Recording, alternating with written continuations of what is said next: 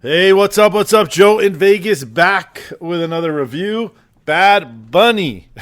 Okay. I don't know what's going on right now. My last few shows have been Bad Bunny, Chicago, Tool. I'm all over the place. But it's what I love to do, and I love seeing new music, and I really love situations like this. This is an artist that I don't think I knew one song. I did date a girl over the last year who was very into him. I'm not going to lie, she was younger, and I think there's a big generation gap when it comes to Bad Bunny. I'm 48 years old. I'm going to be 48 next week. If this is the first time you're listening to my reviews, just know I'm a 48-year-old guy, and anybody I would say over 30-something has no clue who the hell Bad Bunny is. But everybody underneath it, all around the world, anybody 30 and under, is obsessed with this guy. He has probably been if not one of the biggest artists of the last few years, probably other than Taylor Swift. He took the world by storm. He's a Latino rapper. I don't even know if he speaks English. He didn't speak English at all the whole night. That's all I pretty much know about him. I recognize some of his music just because my ex used to listen to it all the time. But other than that, I couldn't name you one song. If you put a gun to my head and say, tell me a Bad Bunny song, I would be dead. But doesn't take away from the fact that I can appreciate artists that have that impact on that many people. So I had no problem going to see him. The only problem I had was ticket prices. I watched ticket prices for the last few weeks when I knew he was coming. He played 2 nights at T-Mobile Arena. The seats that I like over there, I was looking at them. They were like almost $600 for weeks and weeks and weeks. But he had 2 nights, and the second night, I don't think he sold as many tickets. And I kept checking the website, and a few hours, the afternoon of the show, T-Mobile dropped them to $150 a piece, which I couldn't believe. So I grabbed them. That's a good enough price to me to go see what all the hype is about. If I want to take this concert review channel seriously, I need to go to everything. I can't just go to the stuff I want to go to. So here we are, Bad Bunny. I'm going to start quickly with the set list. I probably can't even pronounce half this stuff, so I apologize. You can make fun of me all you want in the comments. The show was split into 3 or 4 acts. Yeah, 4 acts. Act number 1 was Nadi Sabi, Monaco, Finna, Hibiki, Mr. October, Mercedes Carota, Cybertruck, Vau 787, Sida, and Baticano. Hope I did that right. That was the first act. So he came out. He had an orchestra to start. His stage was unbelievable. I think that was, for me, the best part of the show. I go to a lot of shows. That was one of the coolest stages I've ever seen. He had imagine taking a circle and cutting it in half and splitting it around. So you had a half a pie on one side and a half a pie on the other side. And in the middle was the general admission.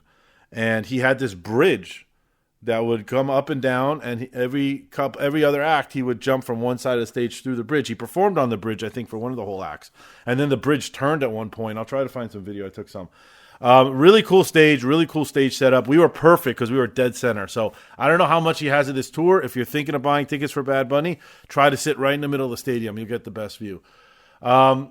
So he came out.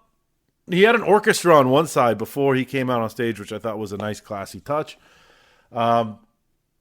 He had this weird thing he kept doing the whole night. He had this scarf over his head for, I'd say, half the show.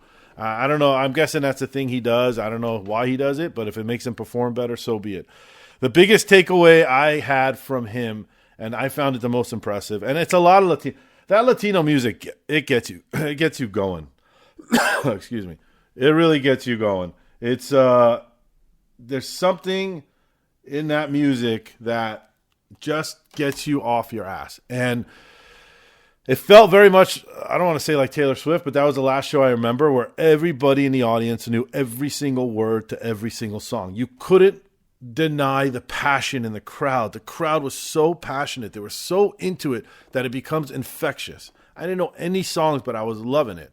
And he's got an incredible energy. And the most impressive part, I forgot to say, was you could tell he's singing. There's no background tracks I didn't see. He is singing every note of every song. He is giving it. He's a great performer. The dancing, he had some background dancers, but they were literally in the dark. He owned that show for 2 hours. It was just him and a microphone, and he is a really great performer, really interesting to watch. he hooks you in, and that's what great performers do. They hook you in. You don't have to know the music, but you can't take your eyes off of him. That's what it felt like. Act 2, and I think this is when he went to the other side of the stage. I think this is the part with the horsey. Yeah, this is the horsey part. So they had a video up top. You know, when I went there, they gave everybody these necklaces that they do a lot. It's usually wristbands. They gave everybody these necklaces that are LED lights that are controlled with the whole sound system.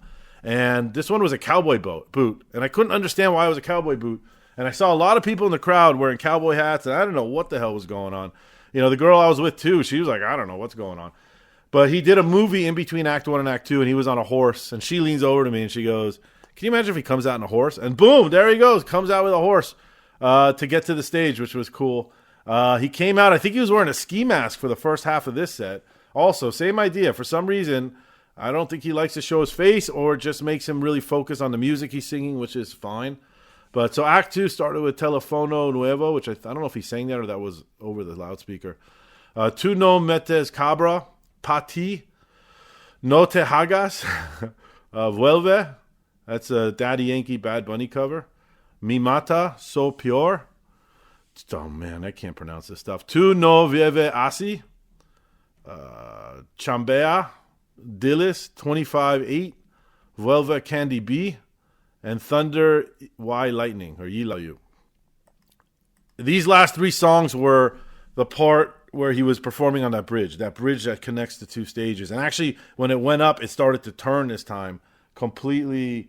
Did a, what was it, 90? 180s all the way around. So 90-degree angle, whereas now he was literally facing us. Really cool stuff. Very, very good production. Very, very good stage, like I said. It was really impressive. Act 3 says acoustic. He only did 2 songs. I think this is when they brought out a piano. Gracias por nada and, oh man, un times 102. I don't know what the hell that. I definitely didn't pronounce that right. 102.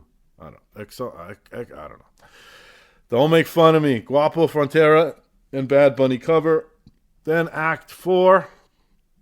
Pero Negro, Safaria, Yo Pero Sola, La Santa, La Jumpa, Daquiti.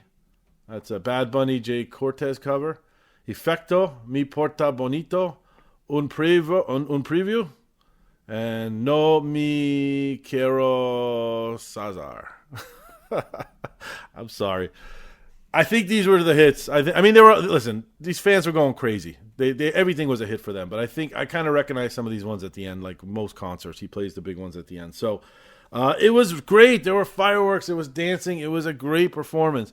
Then he came out and did an encore called Where She Goes. The only complaints I would have is he didn't speak to the audience in English at all. I don't even know if he speaks English. But, you know, there's not everybody there speaks Spanish. So I think it would have been cool if he talked a little English to make the non-Spanish speakers feel him. But that was like, that's a nothing. That's just a petty comment because I really don't have anything to say. It was a very good show for a guy who didn't know anything. I liked it. Will I go listen to Bad Bunny music now? No. But if it comes on, I'll appreciate it more. Good show. Out of 10, I'm going to give it an 8.8 out of 10. Just most of that is just performance value. His music's good. It's not my style, but it's good. I enjoyed it. I would recommend it. If you can get cheap tickets, obviously, I don't know. If I paid $600, $500 for those tickets, I don't think I'd give it such a positive review. I probably would say for me it wasn't worth the money. But for the price I paid, absolutely worth the money. We had a great time. Thanks for listening. If you made it this far, leave some comments, subscribe. I really want to try and build this up. And if you want me to keep doing it, I need subscribers. Thanks for listening, and I will see you at the next show. Bye-bye.